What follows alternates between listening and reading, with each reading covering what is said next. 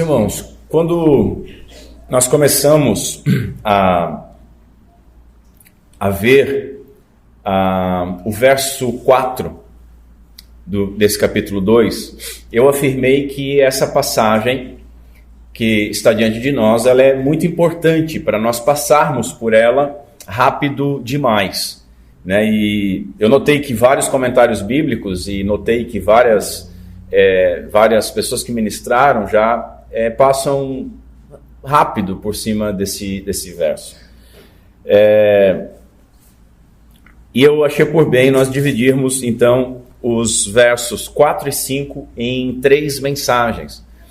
E na primeira mensagem que nós tivemos a oportunidade de expor, nós vimos a bondade de Deus de forma positiva. Nós buscamos entender o que é a bondade de Deus, relembrando o contexto no qual ela aparece, e aparece no contexto onde o Evangelho foi dado uma definição do Evangelho e a necessidade do Evangelho está sendo exposta. Isso vai até o capítulo 3. Depois nós vimos o que Paulo quis dizer exatamente com os termos riquezas da bondade e da tolerância e da longanimidade de Deus. E finalmente, nós vimos que a bondade de Deus, ela não dá aos homens aquilo que os homens merecem pelos seus pecados, atrasando o juízo de Deus sobre eles, com o intuito de conduzir os homens ao arrependimento. Hoje nós veremos a segunda metade do verso 4. Portanto, avancemos e vamos ler as Escrituras. Romanos, carta de Paulo aos Romanos, capítulo 2, a partir do verso 4, onde a santa palavra do Senhor nos diz o seguinte: ou desprezas tu as riquezas da sua bondade, tolerância e longanimidade, ignorando que a bondade de Deus te conduz ao arrependimento? Mas, por causa da tua dureza e coração impenitente, que não se arrepende, acumulas ira contra ti mesmo para o dia da ira e da revelação do julgamento justo de Deus. Até aqui, vamos mais uma vez ao Senhor. Curve a sua cabeça comigo. Nosso Deus, bendito Pai,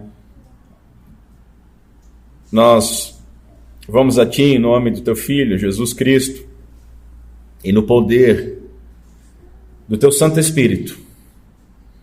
E viemos até Ti com as nossas mentes, os nossos corações sedentos para ouvirmos e entendermos da Tua Santa Palavra.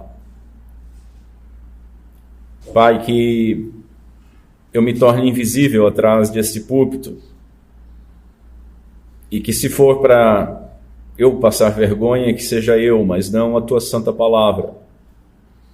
Que a Tua Palavra, por meio do Teu Santo Espírito, possa ser proclamada e compreendida e recebida de maneira pura, edificando a Tua igreja, consolando e confortando aqueles que necessitam disso, trazendo arrependimento àqueles que precisam se arrepender, trazendo arrependimento de conversão àqueles que não Te conhecem e afastando aqueles que não Te pertencem.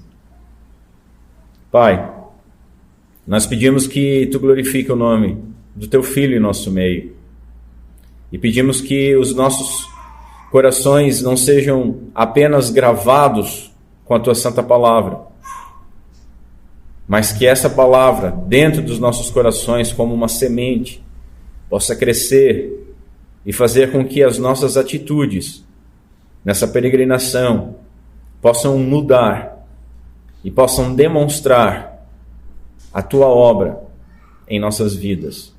Pedimos essas coisas para a glória do Teu santo e maravilhoso nome. Amém.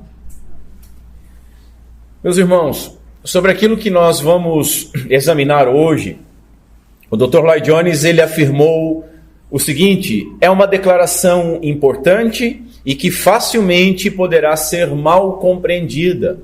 Continua ele: E para todos os que se interessam pela verdadeira doutrina e pela verdadeira teologia, é uma das declarações mais fascinantes de todas as Escrituras.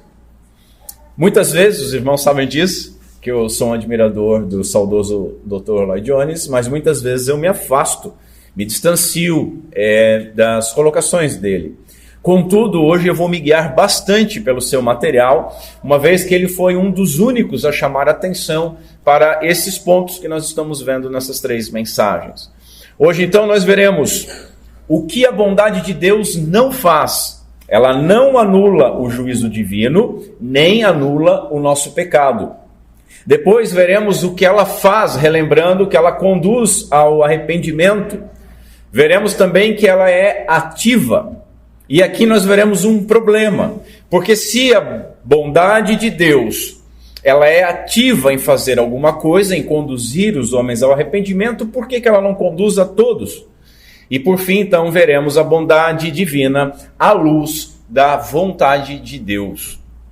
Na próxima oportunidade, meus irmãos, nós veremos o porquê a bondade divina ela é desprezada e ignorada, como Paulo diz, e o que significam esses termos. E veremos ainda a consequência terrível em trocar a riqueza da bondade de Deus e entesourar uma outra riqueza, que é a ira, para o dia da ira. Nós já vimos que nós falhamos em não examinar a bondade de Deus, e por conta disso nós acabamos desprezando ela, quando ela deveria gerar em nós amor, admiração, temor e adoração a Deus. Essas 3 mensagens sobre a bondade de Deus, elas têm o objetivo então de corrigir essas falhas e nos despertar a valorizá-la. Assim, em primeiro lugar, vejamos o que a bondade de Deus não faz.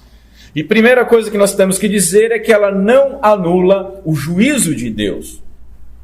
Veja, nós vimos que riqueza, um termo que só Paulo usa, foi a palavra que o apóstolo utilizou para qualificar os 3 atributos que se seguem: bondade, tolerância e longanimidade. Vimos que bondade divina é a inclinação de Deus para fazer o bem. Ele, em sua bondade, ele faz o sol e a chuva que vem dos céus cair sobre bons e maus, sobre pecadores e sobre justos. Além disso, vimos o termo tolerância, que traz a ideia de uma suspensão temporária. Deus, ele não dá aos homens o castigo que eles merecem imediatamente, por conta das suas iniquidades, atrasando, e esse atrasando, lembrem, entre aspas, atrasando o seu justo juízo sobre os homens, com o objetivo de conduzi-los ao arrependimento. Note o seguinte: não é um tratado de paz entre Deus e o pecador, mas é uma trégua da parte de Deus. E por fim, longanimidade é a continuação dessa tolerância por um longo tempo. Deus, então, meus irmãos, é rico em bondade, em tolerância, em longanimidade. É rico, ele tem de sobra, ele esbanja sobre nós isso. Ele é rico em bondade para com a humanidade pecadora. Contudo, isso não significa de modo algum que ele anule o seu justo julgamento. De modo algum. Veja, Paulo, ele fala sobre a bondade divina, depois de dizer nos versos 2 e 3 o seguinte: temos a certeza de que o julgamento de Deus é de acordo com a verdade contra os que praticam tais coisas. E depois vai dizer: e tu, ó homem, pensas que escaparás do julgamento de Deus? E logo em seguida, a Paulo falar sobre a bondade de Deus, ele complementa: mas por causa da dureza e do teu coração que não se arrepende, acumulas contra ti mesmo ira, para o dia da ira e da revelação do julgamento justo de Deus. Verso 5. Então a bondade de Deus, ela está como que um recheio entre versos que falam sobre o julgamento de Deus. Cada vez, meus irmãos, que nós pecamos voluntariamente, de forma consciente, nós interpretamos errado a bondade de Deus e fazemos essa interpretação errada de forma proposital. Tentamos nos enganar e, ao nos enganar, achamos que enganamos a Deus. Nós tentamos sufocar a nossa consciência, afirmando algo mais ou menos assim: não, eu fiz tal coisa, mas Deus vai entender. Deus vai perdoar, afinal de contas, Ele é bom. E nós vimos a riqueza da sua bondade. Nós, então, quando pecamos voluntariamente, nós temos essa ideia, essa tentativa de enganar, essa tentativa de nos auto-justificar, essa tentativa de ludibriar o nosso Deus com aquilo que Ele revela sobre si mesmo, dizendo para nós mesmos: Ele vai entender, Ele é bom, Ele é rico em bondade. Mas, meus irmãos, a bondade divina, ela não dá imunidade contra o juízo divino. A sua bondade, ela jamais irá contra os seus demais atributos. Veja, a palavra de Deus nos diz que Deus é santo, Deus é justo, e por isso Ele deve punir o pecado onde o pecado estiver. Jamais nós podemos confundir a sua bondade com uma indiferença moral da parte de Deus. Um juiz que se recusa a punir o mal, ele é um bom juiz ou um mau juiz, irmãos? Nós temos diante de nós alguns juízes que se proclamam quase deuses e julgam o que querem. E gostam de punir idosas que carregam Bíblia, mas soltam traficantes. E devolvem helicópteros e jatos e iates, que com certeza foi trabalho do seu suor, né? Ou do suor dos viciados, enfim. Então o juiz que se recusa a punir o mal, ele é um mau juiz. É um juiz injusto. Mas a palavra de Deus nos diz o quê? Que Deus é justo juiz. Isso não combina com o Senhor. Portanto, meus irmãos, a bondade de Deus não significa de maneira alguma que não haverá um juízo final. Não significa de maneira alguma que os pecados ficarão sem castigo para sempre. Por quê? Porque, em segundo lugar, a bondade de Deus, ela não anula o nosso pecado. Paulo está argumentando que, mesmo que a ira divina ainda não tenha sido derramada sobre o judeu, da mesma maneira que ela já estava sendo derramada sobre os pagãos, isso não significava que essa ira nunca seria derramada. Essa é a ideia do contexto. Veja, a bondade de Deus, ela tem adiado o castigo, mas, enquanto adia, essa ira está sendo entesourada, ela está sendo acumulada como que numa represa, e essa represa tem hora para estourar. Por conta da sua dureza e seu coração não convertido, o pecado dos homens torna-se diariamente mais grave. Os homens desprezam aquilo que sabem sobre Deus. Os homens desprezam o rico desfrutar das demonstrações da bondade divina e continuam vivendo no seu pecado. E muitas vezes utilizando da bondade de Deus para pecar. Eu tenho denunciado, meus irmãos, o risco de nós, igreja, cairmos neste mesmo erro E tenho aplicado então esse texto como um alerta para nós. Aqueles que desprezam essa graça, aqueles que não se arrependem, eles permanecem e permanecerão eternamente debaixo da ira divina. E isso é sério. Quando o crente peca voluntariamente, ele despreza o chamado do Evangelho, que é para se arrepender e abandonar o pecado. E meus irmãos,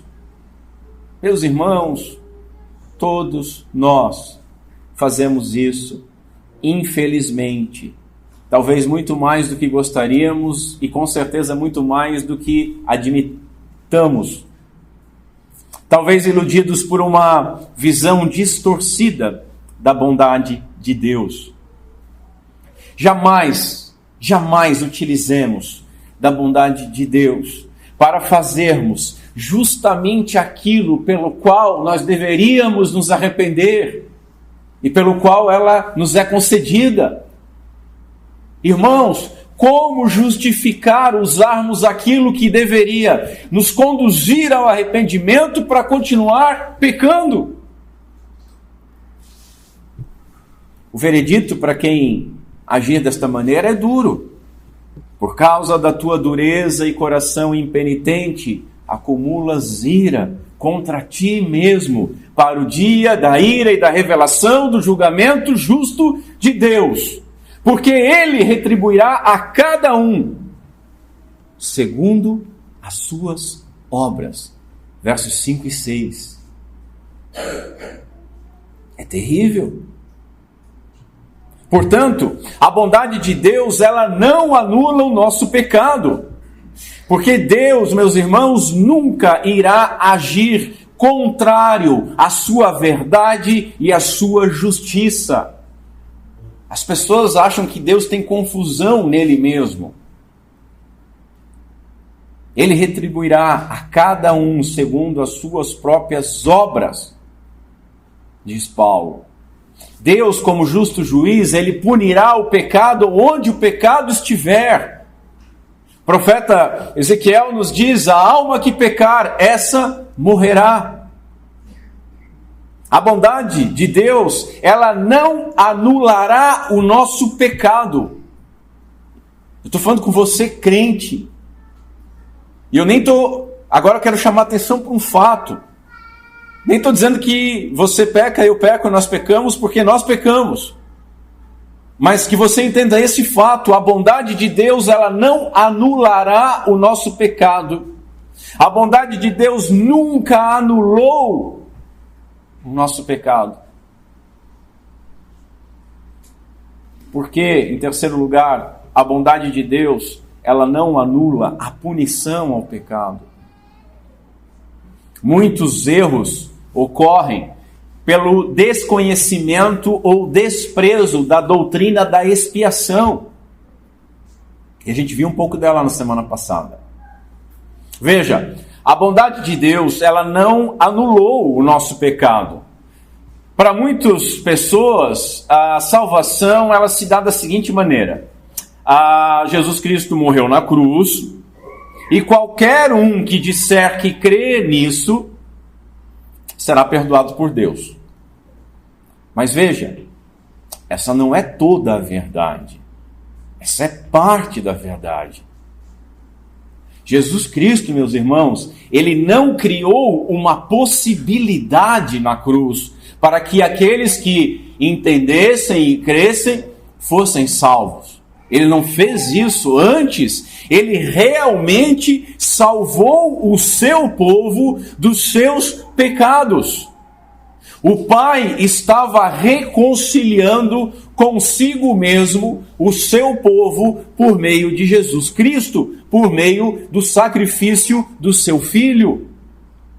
Jesus Cristo, ele viveu a obediência que nós deveríamos viver e morreu a morte que nós merecíamos morrer por conta da nossa desobediência. Em resumo, o nosso Senhor cumpriu o pacto das obras. Viveu a obediência que era nossa, e a gente não fez, e morreu a morte que era nossa, justamente porque a gente não fez. E esse é o pacto da graça. Deus odeia o pecado. E Deus punirá o pecado onde ele estiver.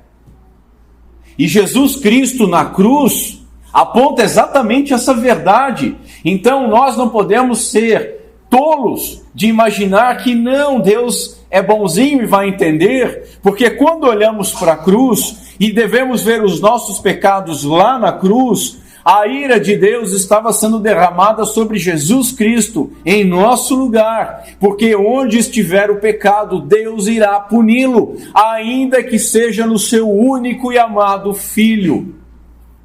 Veja, Deus não poderia perdoar alguém sem punir o pecado, porque isso iria contra a sua justiça.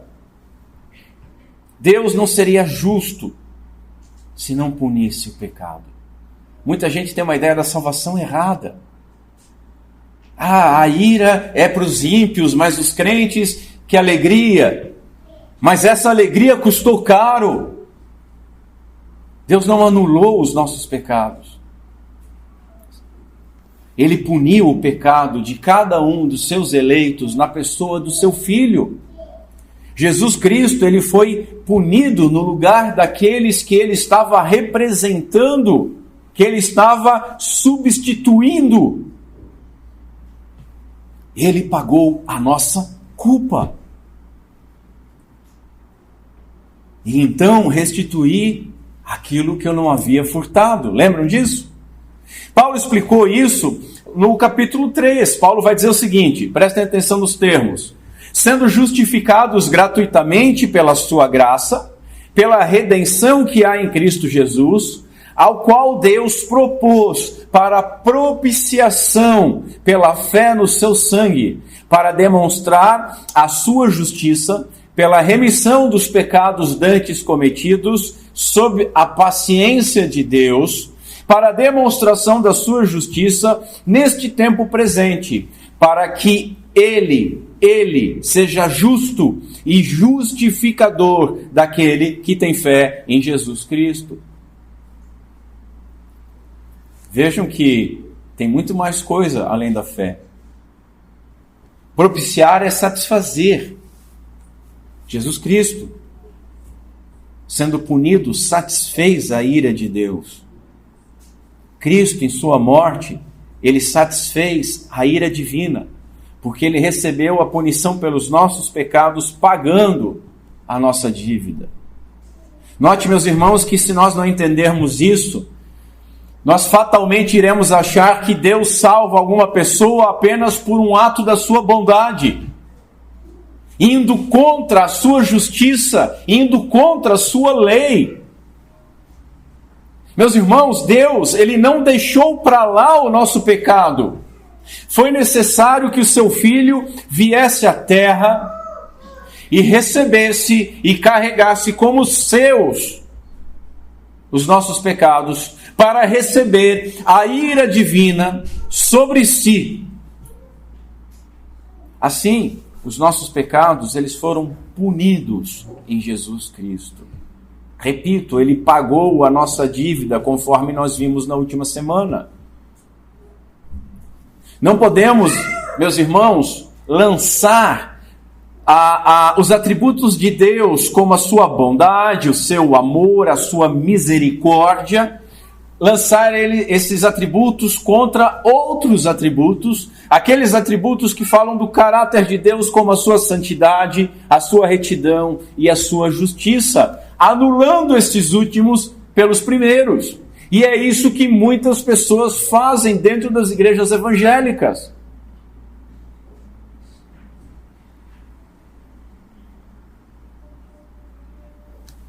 Deus nunca age contrário aos seus atributos.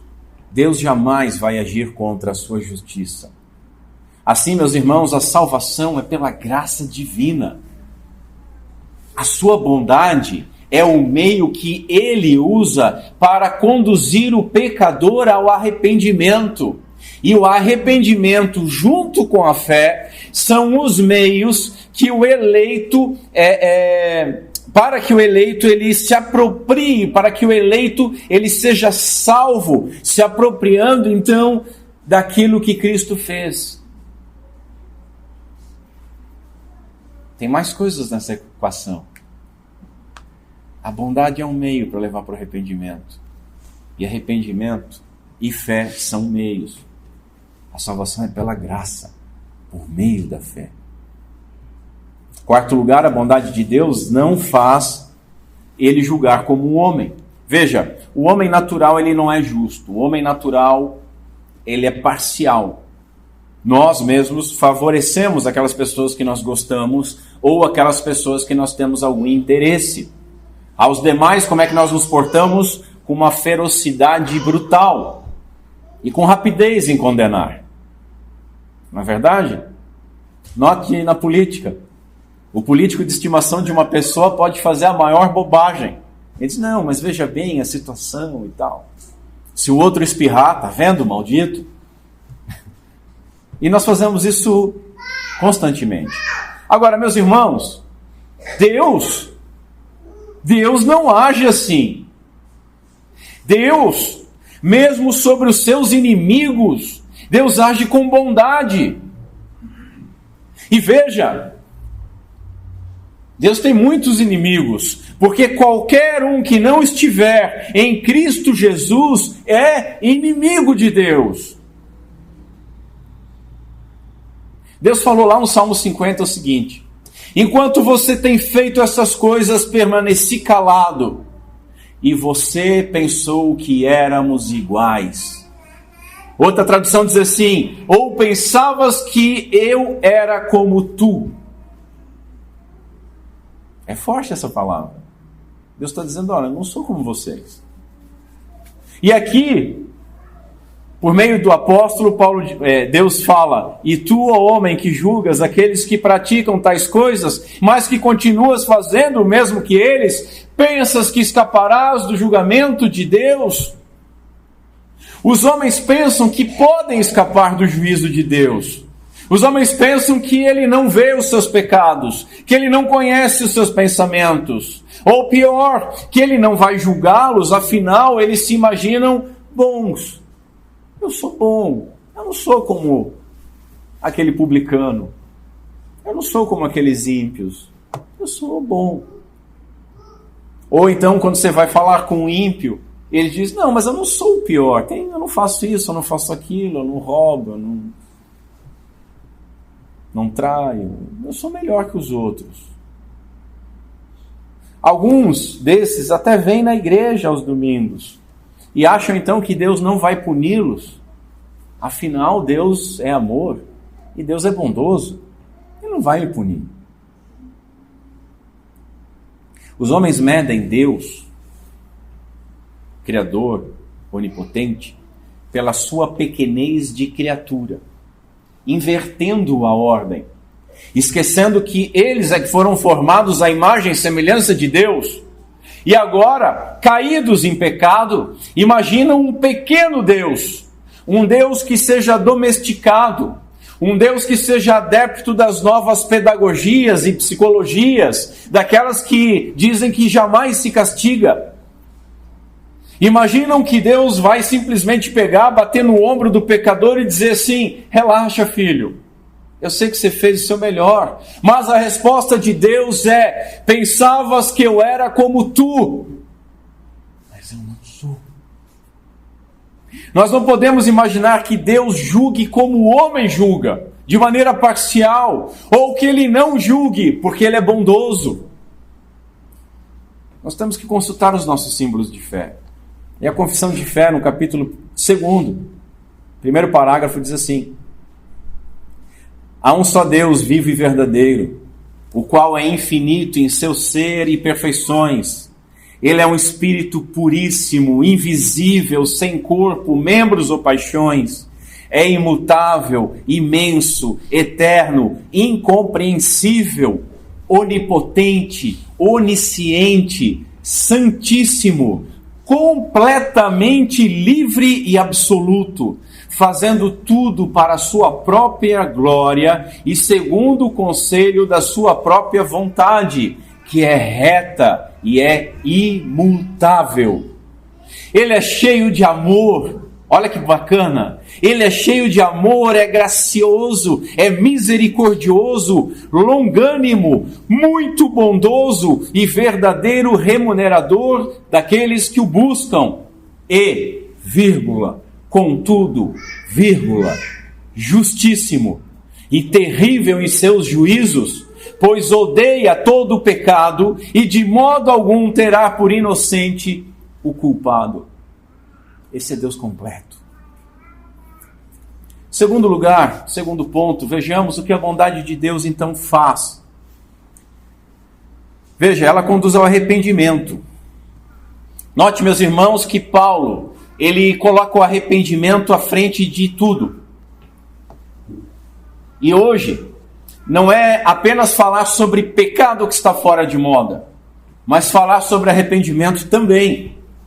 É comum nós vermos testemunhos de crentes dizendo coisas do tipo: eu não me arrependo de nada daquilo que eu fiz, né? Eu já vi vários, e não só naqueles testemunhos de televangelista ou de artistas que veem um nicho de mercado nos evangélicos, mas vi dentro de igreja. Eu não me arrependo de nada. Veja, meus irmãos, pregar o evangelho é chamar as pessoas ao arrependimento. Portanto, não há evangelho pregado e não há evangelização sem chamada ao arrependimento. E dessa maneira, não pode haver conversão sem arrependimento. O último profeta do Antigo Testamento, João Batista, ele pregava o arrependimento. O nosso Senhor Jesus Cristo chamava as pessoas ao arrependimento. Pedro, logo após Pentecostes, ele pregava a mesma coisa. E Paulo, ao se despedir dos pastores da igreja de Éfeso, lá em Atos 20, ele afirmou o seguinte: jamais deixei de dizer a vocês o que precisavam ouvir. Seja publicamente, seja nos seus lares. Anunciei uma única mensagem, tanto para judeus quanto para gregos. E o que eles precisavam ouvir? E o que era essa única mensagem? Que é necessário que se arrependam e se voltem para Deus e tenham fé no nosso Senhor Jesus Cristo. Hoje, meus irmãos, infelizmente, por amor aos resultados, por amor a números, por amor a igrejas inchadas, prega-se para as pessoas se sentirem bem, e não para que as pessoas se vejam necessitadas da salvação encontrada na justiça de Deus por meio de Jesus Cristo. E por conta disso, não é de se admirar que haja tão pouco choro por convicção de pecado dentro das igrejas. Não é de admirar que haja tão pouco arrependimento genuíno e vidas transformadas. Não é de se admirar que haja tanto mau testemunho daqueles que se dizem crentes lá fora. Não é de se admirar que o nome do Senhor tem sido blasfemado por pessoas que carregam o nome de crentes. E não é de se admirar que haja tanta alegria sentimental de homens mundanos que não foram regenerados e permanecem debaixo da ira divina, justamente porque não se arrependeram. Na última oportunidade, nós falamos um pouco sobre o que o arrependimento significa. Veja, ele é uma mudança, mas ele é uma mudança primeiro de mentalidade. Isso é importante nós entendermos. É uma mudança na forma de pensar. E como é que nós temos uma mudança da forma de pensar? Compreendendo a mensagem. Por isso que essa mensagem tem que ser exposta de uma forma que as pessoas possam compreender. E aí cabe a nós primeiro entendermos esta mensagem. Nós precisamos entender por meio da palavra de Deus, o que a palavra de Deus revela sobre Deus e sobre nós. Não aquilo que nós achamos sobre Deus, não aquilo que a nossa vozinha falou sobre Deus, não aquilo que algum doutor falou sobre Deus, mas o que a palavra de Deus revela sobre Ele. E o que ela revela sobre nós, porque aquilo que nós pensamos sobre Deus controla aquilo que nós pensamos sobre nós mesmos. O arrependimento é uma transformação que percorre um caminho, que vai da mente que compreendeu estas coisas e desce ao coração, envolve os sentimentos, transformando então mente e coração, a nossa consciência, as nossas afeições. Envolvendo o coração, nós cremos assim que o pecado diz respeito a nós. Não é que todos são pecadores, eu sou pecador. Isso é que é arrependimento, entender isso descer para o coração. A Bíblia não está falando do meu cunhado que fez alguma coisa errada. A Bíblia não está falando do meu vizinho que fez alguma coisa errada. A Bíblia está falando de mim, eu sou errado.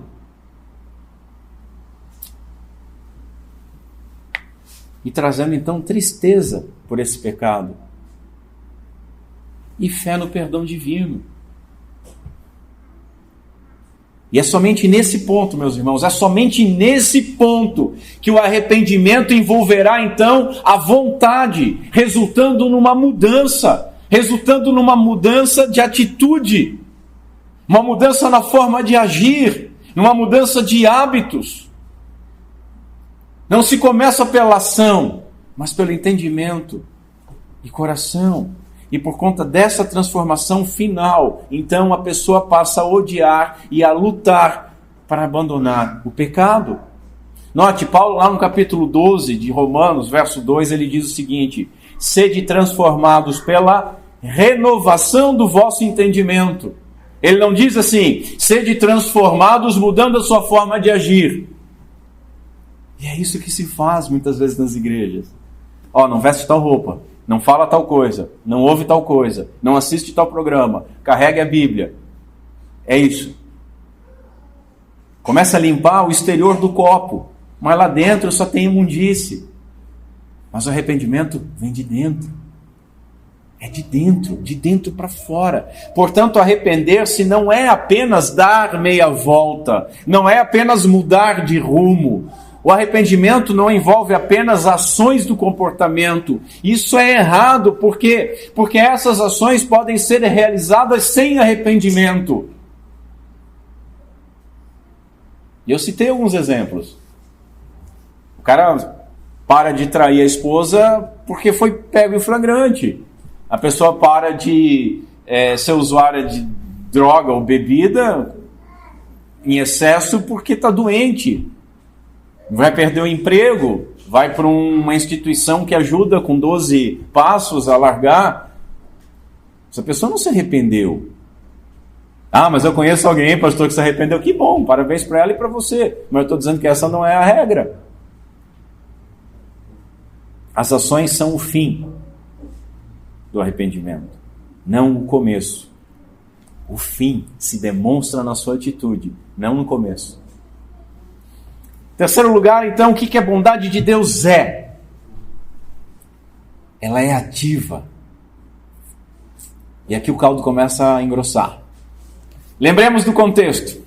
Paulo está falando sobre pessoas que desprezaram a bondade de Deus, afirmando que essa bondade conduz ao arrependimento. Meus irmãos, nós precisamos entender aquilo que Paulo está dizendo aqui. Porque é muito fácil pensar que ele estaria simplesmente afirmando que a bondade divina derramada sobre o incrédulo é para deixar esta pessoa sem desculpa, que seja apenas para torná-la indesculpável, apenas para que no dia do julgamento final os maus e os injustos não tenham absolutamente nada para falar em sua defesa. Eu fui bom. Você desprezou, agora você não tem nada para falar. Mas será que é apenas isso que Paulo está falando aqui, irmãos? Eu confesso para os irmãos que seria bem mais simples se fosse. Paulo usou aqui um termo forte demais, ativo demais e positivo demais para ser apenas isso. O verbo e a forma do verbo nos indicam outra coisa. A bondade de Deus, ela te conduz, ou em algumas traduções, ela te leva ao arrependimento. Se fosse apenas para tornar alguém indesculpável, o apóstolo poderia ter escrito o seguinte: você despreza a bondade de Deus que mostra que você deveria se arrepender. Você está desprezando toda essa riqueza de bondade, e essa riqueza de bondade, ela te mostra que você deveria mudar de vida. Mas o que Paulo escreveu é o seguinte: você despreza a bondade de Deus que te conduz ao arrependimento. Ela conduz, ela leva, ela é ativa. Nós não devemos enfraquecer essa declaração como se ela apenas mostrasse o arrependimento. Como se ela apenas fosse, a bondade de Deus aponta, olha o arrependimento aqui, gente, arrependam-se, por favor. O termo conduz, diz o John Murray, o termo conduz tem uma força ativa, como de transportar. A bondade de Deus te transporta ao arrependimento. Assim, o ensino só pode ser que essa bondade de Deus é a manifestação da graça de Deus a todos os homens, ímpios e incrédulos inclusive, com a finalidade de conduzir todos estes ao arrependimento para a salvação. Deus, em sua bondade, tolerância e longanimidade, ele retém o seu justo juízo por um tempo para conduzir ativamente os homens ao arrependimento. A palavra vai nos dizer que Deus não se alegra com a morte do ímpio.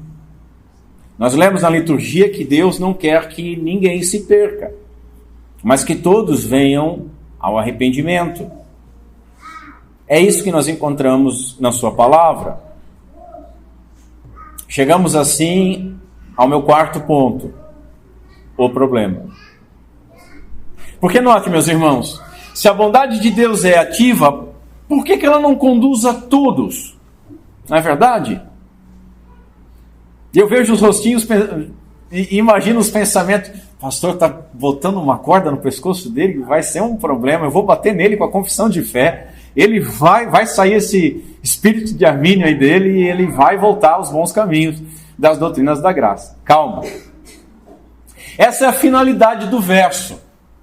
Paulo afirmou que ela conduz os homens ao arrependimento. Contudo, os incrédulos, eles continuam morrendo sem se arrependerem. Veja, o apóstolo ele não está aqui dizendo que todos os beneficiários da bondade de Deus serão levados ao arrependimento. Não é isso que ele está dizendo. Ele está dizendo que a bondade leva. Ele não está dizendo que todos serão levados. Paulo, ele afirmou que é uma força ativa, né? Essa bondade. Todavia, ele não afirmou que essa bondade obriga ou força o homem a se arrepender. Se assim fosse, obviamente, todos se arrependeriam. Porque na riqueza da bondade para com todos, todos se arrependeriam e assim não haveria coração impenitente, como diz no verso 5. Todavia, como é que o impenitente reage à bondade de Deus? Verso 5, com dureza. Com dureza. Ele naturalmente não quer se arrepender, e assim ele não se inclina diante da graça divina. Como que ele reage mais? Ele reage também com um coração impenitente, coração que não se arrepende, um coração endurecido. Mas pastor, permanece o problema. Se a bondade divina é ativa, e ela tem essa finalidade, porque ela não faz isso.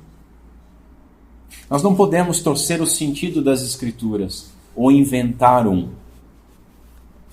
As Escrituras, elas são claras, mas elas não são simples, né? Nós lemos também na liturgia Pedro falando, nos lembrando que nas Escrituras há coisas difíceis de entender. E falando que Paulo escreve algumas coisas que são difíceis de entender e alguns incautos distorcem. As Escrituras são a revelação da mente de Deus. E sendo nós finitos e limitados, nós seríamos extremamente boçais se nós achássemos que pudéssemos conhecer plenamente a mente infinita e ilimitada do nosso Deus. Concordam comigo? E aí nós lemos de novo lá na Confissão de Fé, agora no capítulo 1, o seguinte: na Escritura nem todas as coisas são por si mesmas igualmente claras, nem igualmente evidente a todos.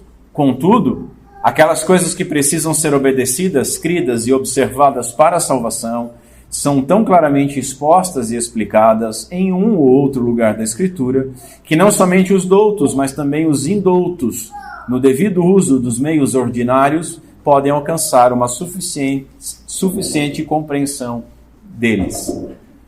Irmãos, a bondade de Deus é uma manifestação da sua graça para conduzir ao arrependimento.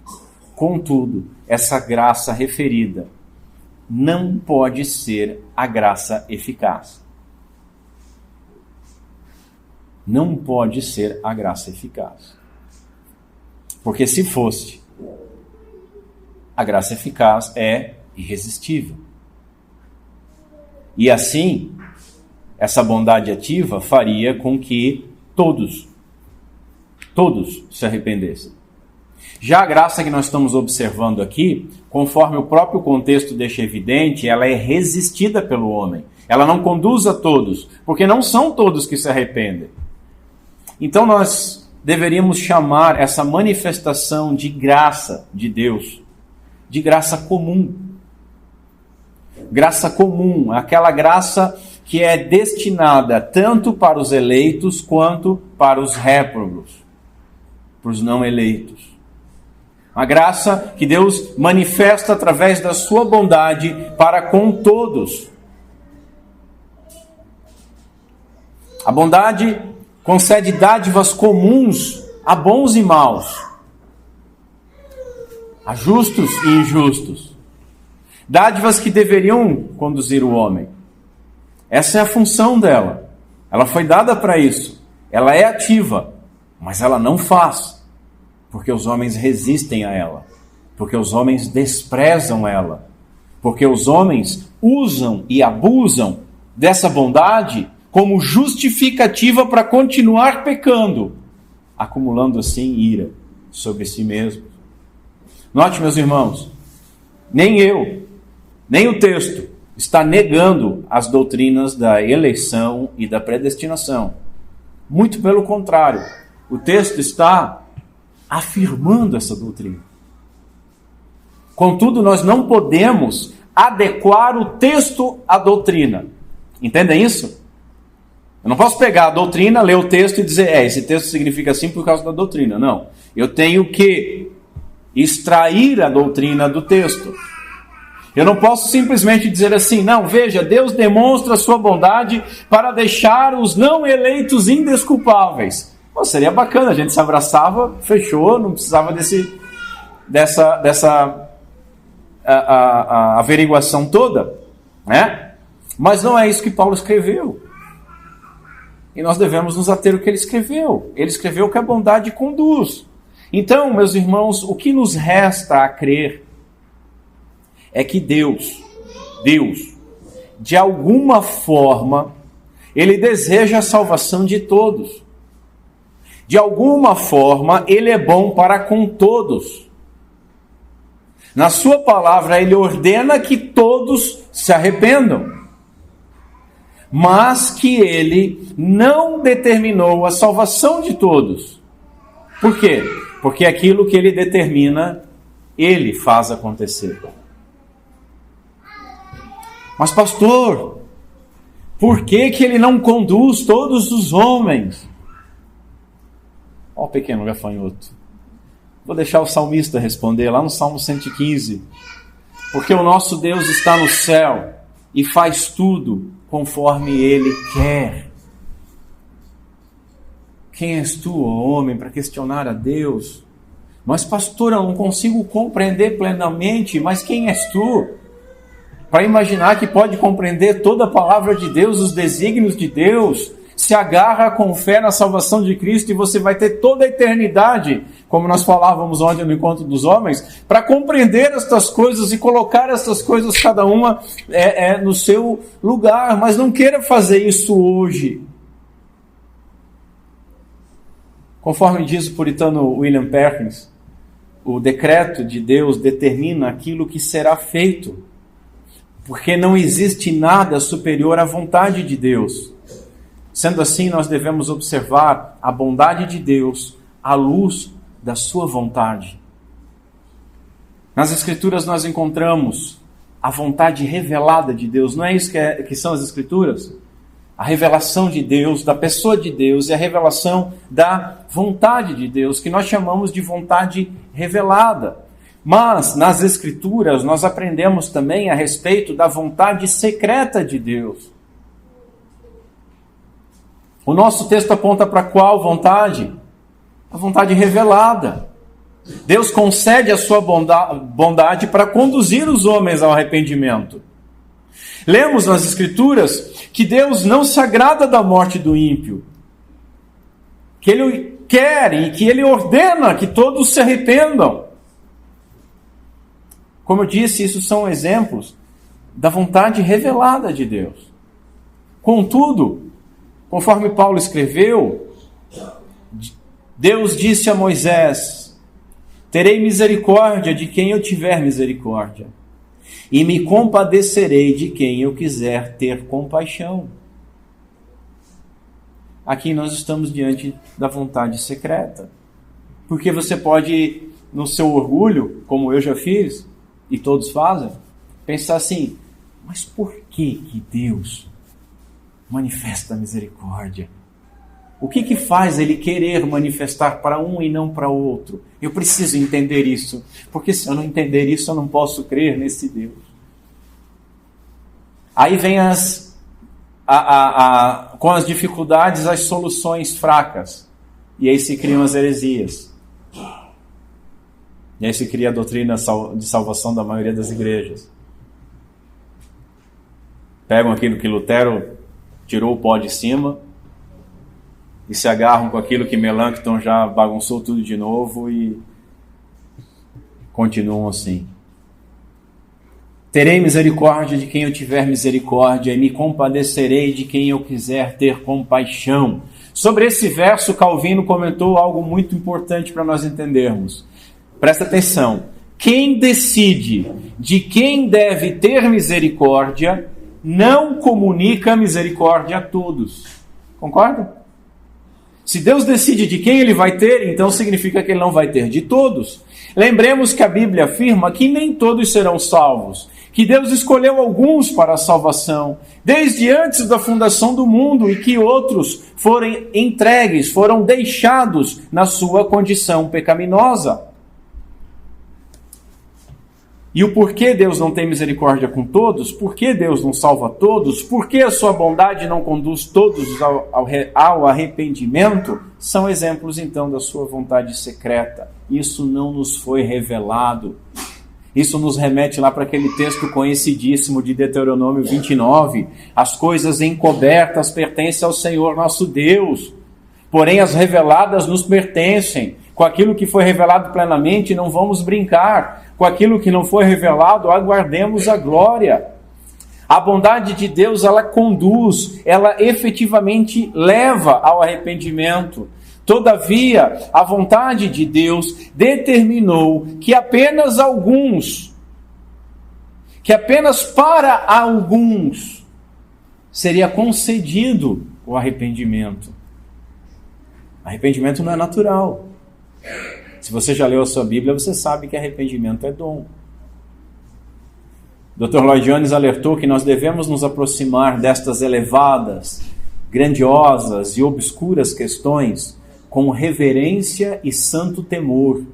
Acima de tudo, tenhamos o cuidado, diz ele, tenhamos o cuidado de não julgar a Deus e aquilo que Ele faz. Nós queremos definições simples, claras, mas aí nós encontramos no Salmo 116 o salmista dizendo assim: gracioso é o Senhor e justo. Sim, o nosso Deus é misericordioso. Graça e justiça. Essa é uma mistura curiosa, não é não? E a gente só vai entender essa mistura de graça, misericórdia e justiça olhando para a cruz. É só na cruz que você vai entender. Não é com lógica. Não é desenvolvendo uma teoria de livre-arbítrio. É olhando para a cruz. Não é apagando o justo juízo de Deus e as suas características de justiça para suplantar isso com amor e bondade. Mas é mantendo tudo isso em equilíbrio e olhando para a cruz. Olhando para a cruz. E eu creio, meus irmãos, que até a glória eterna nós jamais entenderemos plenamente como que Deus, por que Deus continua demonstrando graça e bondade para com aqueles pecadores que permanecerão definitivamente impenitentes.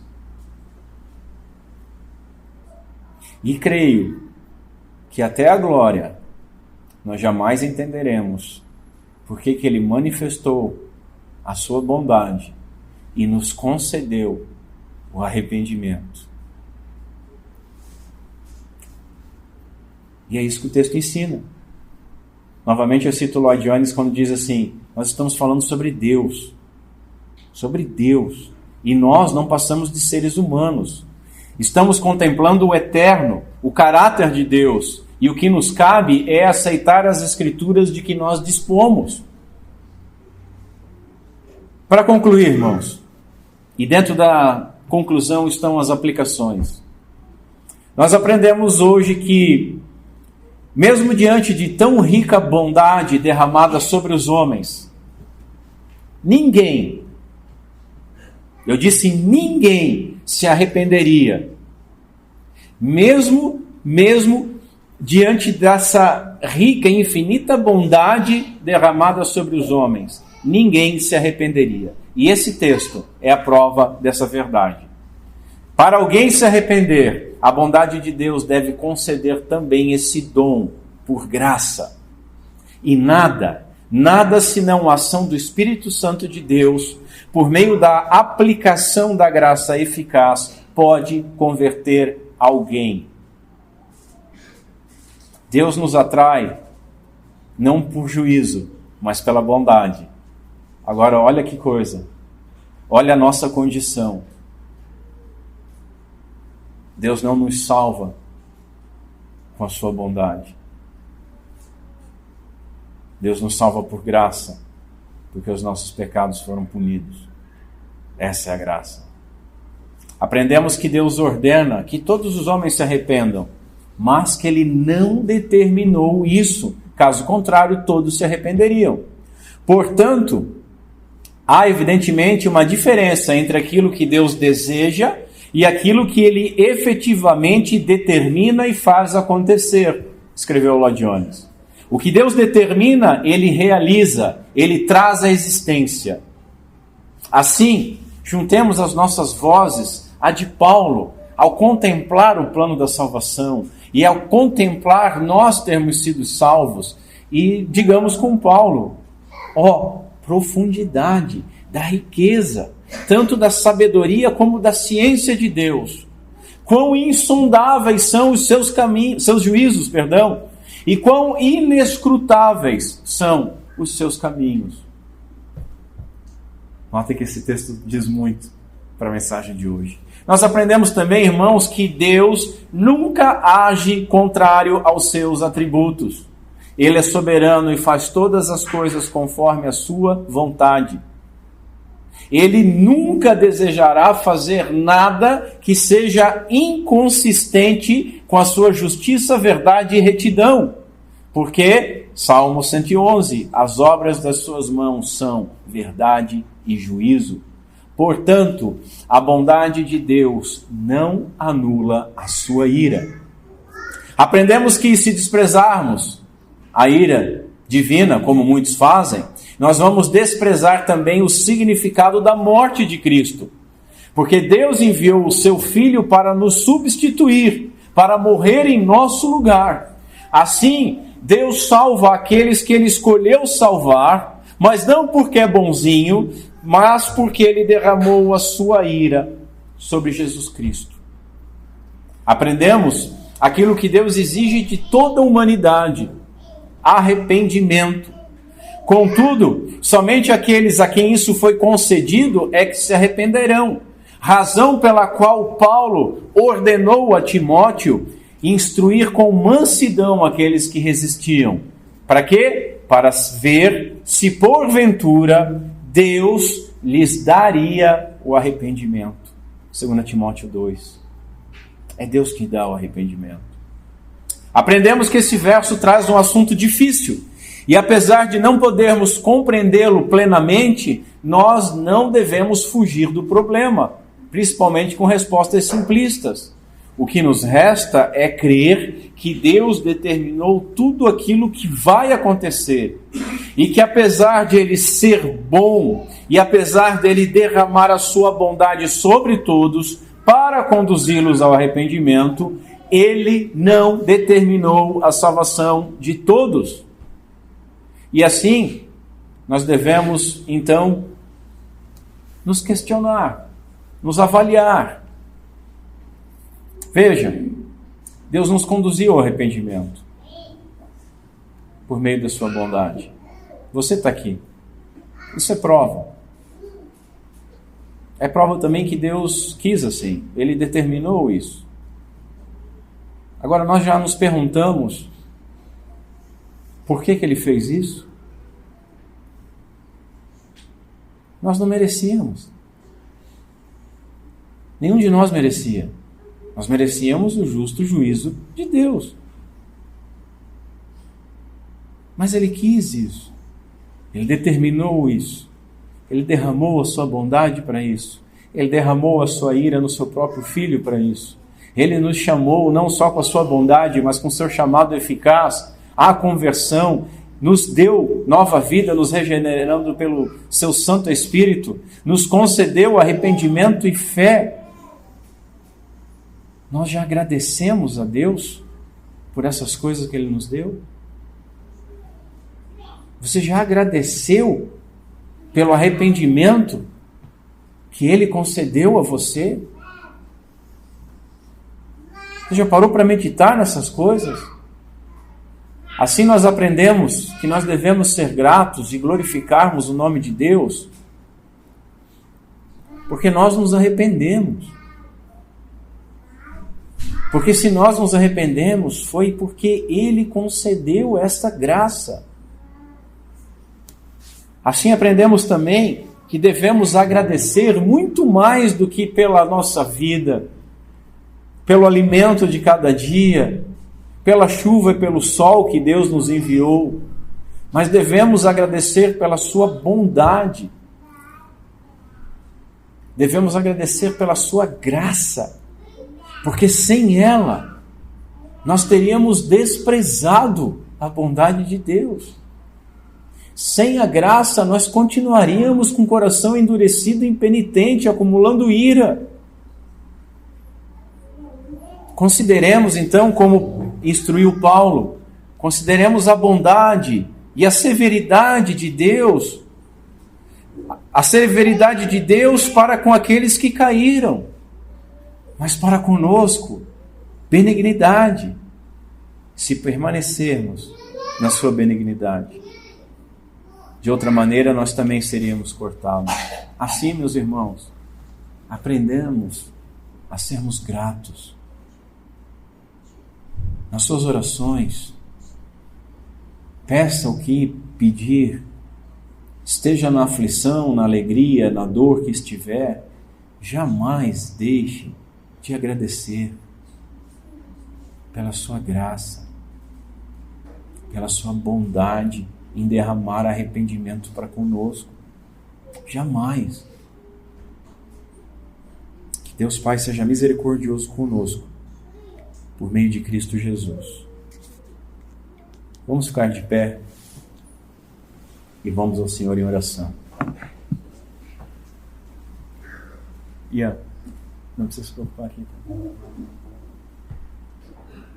Senhor, Deus, nosso Pai, por meio de Cristo Jesus,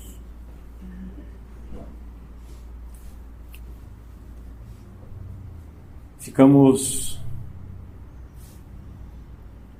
espantados diante da Tua sabedoria. Vemos como somos ignorantes diante da Tua sabedoria.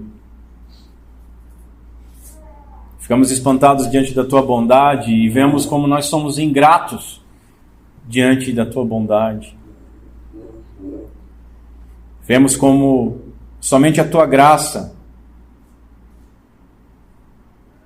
por meio dela foi possível que nós nos arrependêssemos, algo que nos foi dado por Ti, e vemos como nós somos ingratos com relação a estas coisas. Vemos que tudo isso é possível sem Tu se assemelhar a nós injustos, mas continuando sendo justo e justificador. Que para isso Teu Filho teve que ser sacrificado em nosso lugar, moído pelos nossos pecados, e o justo feito injusto, o bendito feito maldito.